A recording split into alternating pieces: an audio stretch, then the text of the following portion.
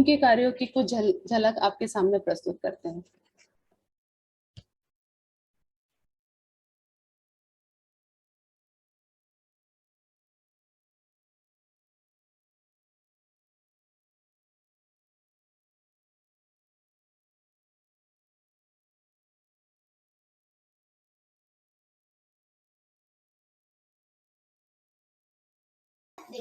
नमस्कार आदरणीय अध्यापकगण, मेरा नाम दृष्टि रावत है।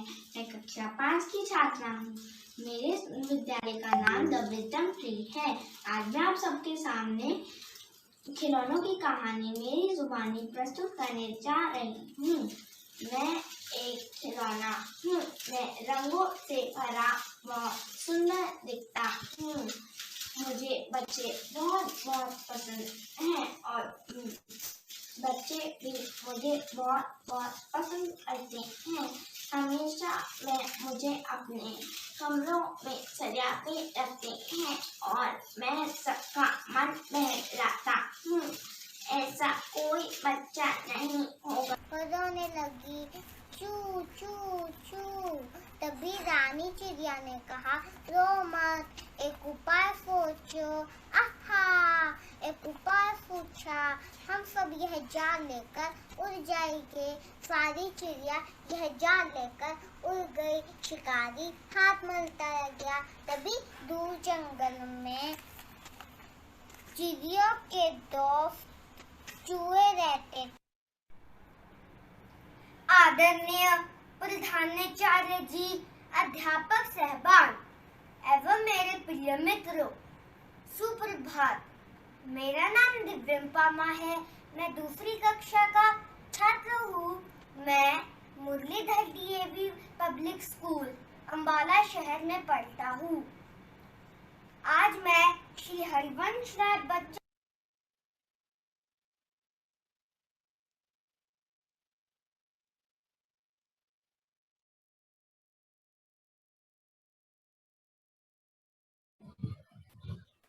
तो आप सबने देखा कि हमारे इन जो भविष्य है, हमारी जो पीढ़ी है, इन्होंने हिंदी को आगे बढ़ाने के लिए, हिंदी भाषा के महत्व को आगे बढ़ाने के लिए कितनी ज्यादा कोशिश की है और उन्होंने कितनी ज्यादा मेहनत की है ताकि वो इस कार्यक्रम को और भी सुंदर रूप दे सके। इसी के साथ ही आगे हम हमारी एक सहयोगी शिक्षिका श्रीमती प्रिया मैम आपके सामने एक सुंदर सी कविता प्रस्तुत करेंगी जो इस प्रकार है। प्रिया मैम। नमस्कार मैम, मेरी आवाज आ रही है? Yes ma'am. Yes ma'am. नमस्कार, मैं प्रिया रावत आज हमारे साथ उपस्थित सभी अतिथिगणों का स्वागत करती हूँ। आदरणीय सर, जन्मदिन की हार्दिक बधाई। और ये हमारा सौभाग्य है कि आज हिंदी दिवस के समारोह में आप हमारे साथ हैं। तो आज हिंदी को लेकर हम सब ने विचार प्रकट किए। हिंदी दिवस मना रहे हैं तो बहुत बातें हुई। हिंदी भाषा हमारी भाषा है, सम्मान करना चाहिए, मान देना चाहिए, सब ठीक है। लेकिन कभी हमने सोचा है कि हिंदी अगर सोचती होगी, जो हमारी मातृभाषा है, हम में से कईयों की मातृभाषा है, तो हिंदी के क्या विचार होते होंगे। तो उन्हीं को प्रदर्शित करने के लिए मेरी छोटी सी कविता का शीर्षक है, मैं हिंदी हूँ। मैं हिंदी हूँ, हाँ मैं हिंदी हूँ। हिंद की भाषा हूँ मैं और हिंदुस्तान का मान भी। मैं पहचान हर हिंदी भाषी की और मैं खुद ही हिंदुस्तान भी। मैं हिंदी हूँ, हाँ मैं हिंदी हूँ। मैं किताबों का एक ढेर हूँ और वृहद शब्द कोश भी। मैं प्रेम हूँ श्रृंगार का और उत्साह रस का जोश भी। प्रेमचंद की गोदान मैं हूँ और दिनकर की हूँ रश्मि रथी। चलचित्र हूँ महादेवी के और प्रसाद की कामायनी। हाँ मैं हिंदी हूँ। अनेक दोहों छंदों से भरा मैं एक संपूर्ण संसार हूँ। मैं संधि समास पदबंध हूँ और मैं ही अलंकार हूँ। सूरदास का कृष्ण हिंदी, तुलसीदास का राम हिंदी। प्रेम भक्ति हास्य क्रोध हर भाव का दूजा नाम हिंदी। और अंतिम पंक्तियों के माध्यम से हिंदी की पीड़ा उजागर करना चाहती हूँ मैं। भारत माता के माथे की एक छोटी सी बिंदी हूँ। अपने देश में अपना अस्तित्व खोजती। मैं इस देश की भाषा हिंदी हूँ। मैं इस देश की भाषा हिंदी हूँ। धन्यवाद। बहुत ही सुंदर प्रस्तुति प्रिया मैम, धन्यवाद। आपने अपनी इस छोटी सी कविता के माध्यम से हिंदी का जो व्यापक स्वरूप है और हिंदी की जो प्रासंगिकता है उसको अपनी इस छोटी सी कविता के माध्यम से दर्शाया है। धन्यवाद, बहुत ही सुंदर प्रस्तुति। आगे हम इस कार्यक्रम को और आगे बढ़ाते हैं और कनिष्ठ वर्ग के बच्चों द्वारा उनकी जो कार्य है उनका एक छोटा सा झलक आपके सामने प्रस्तुत करते हैं।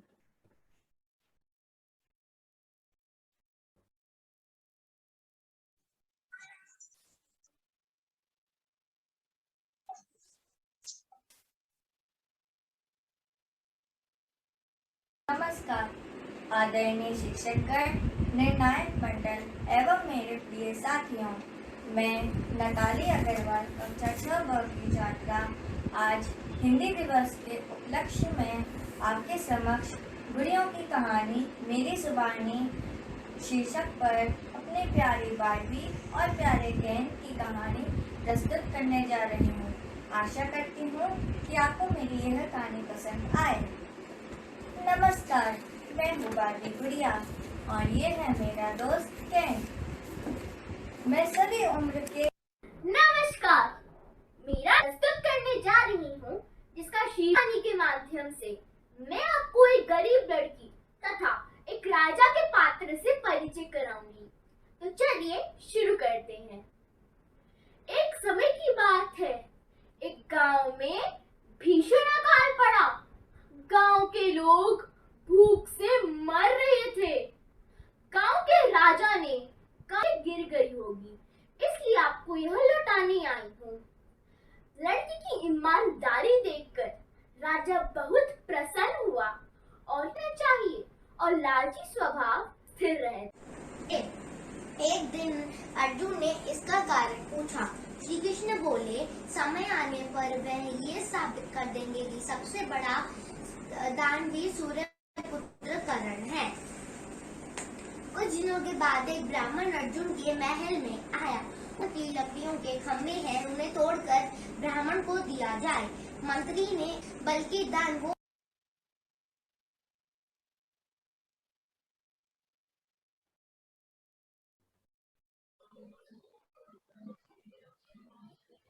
तो ये थी आपके समक्ष हमारे कनिष्ठ वर्ग के बच्चों की कुछ प्रस्तुति।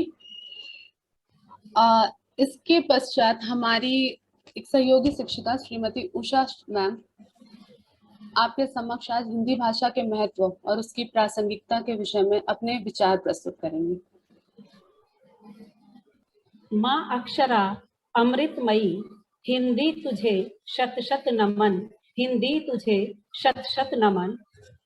और इसी के साथ मैं नमन करती हूँ और स्वागत करती हूँ यहाँ उपस्थित चेयरमैन सर, प्रिंसिपल मैम और जितने भी विद्यालयों से आए हुए शिक्षकगण हैं।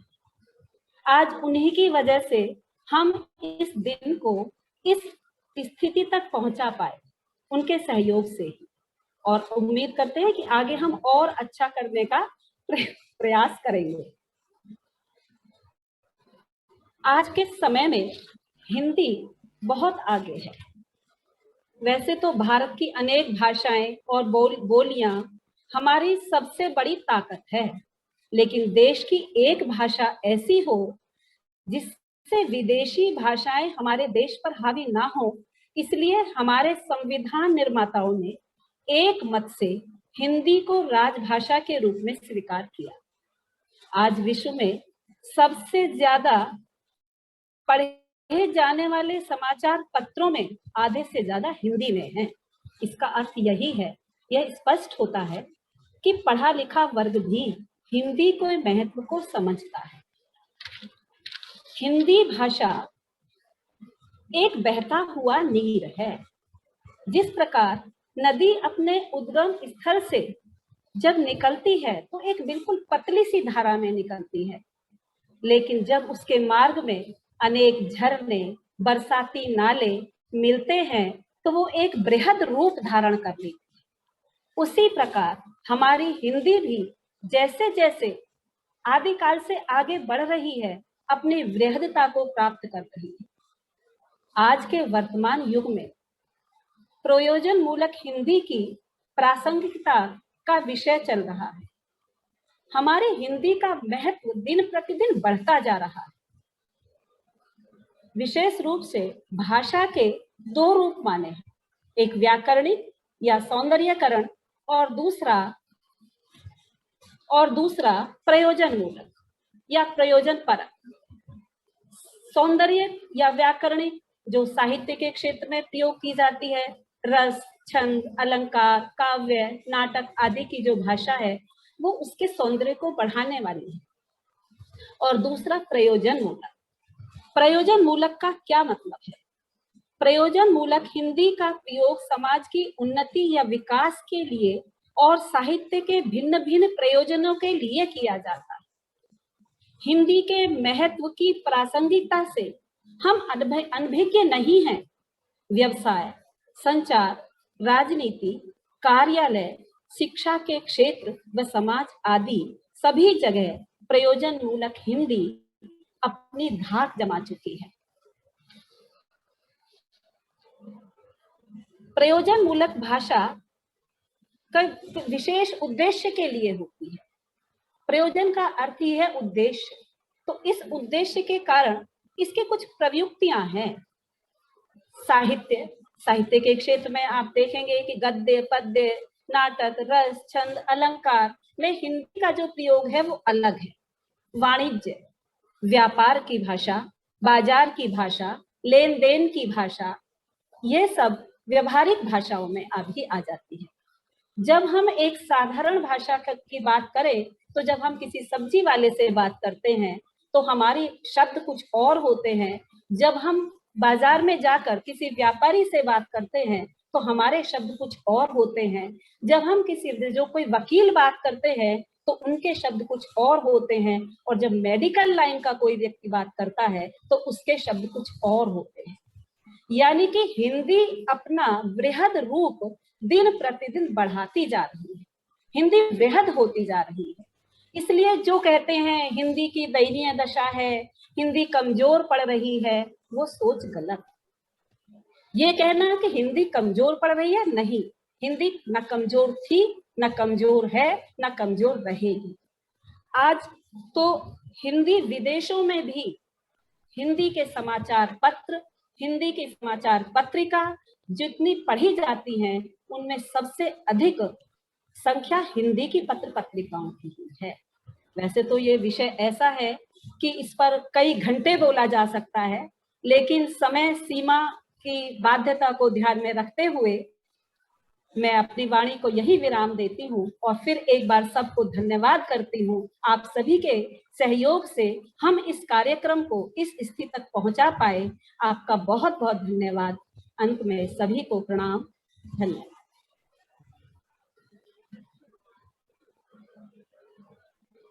धन्यवाद उषा मैम।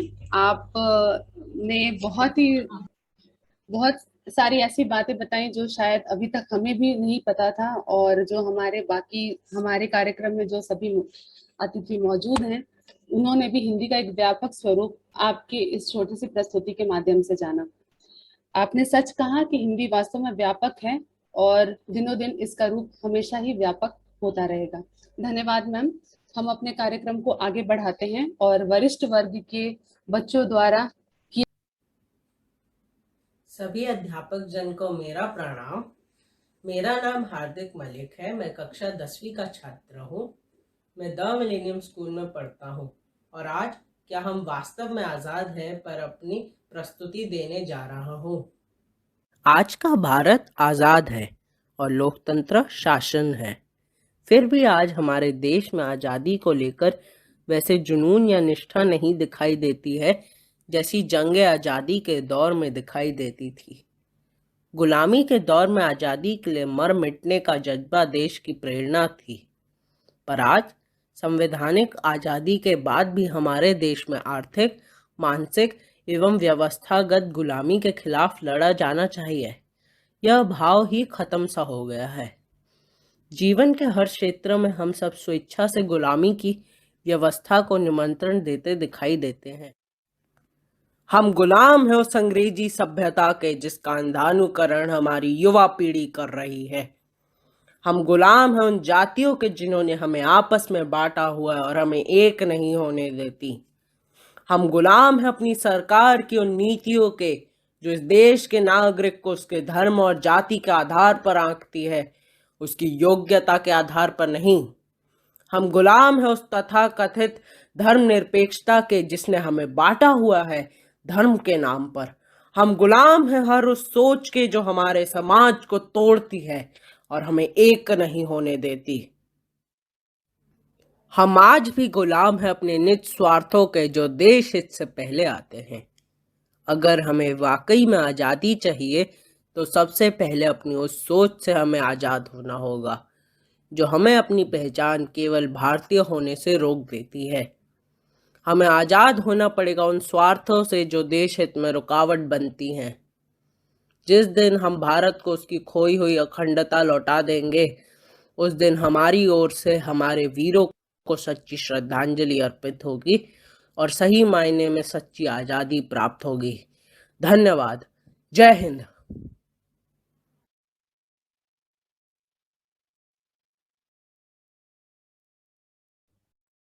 एक बेहतरीन प्रस्तुति हमारे वरिष्ठ वर्ग के बच्चों के द्वारा।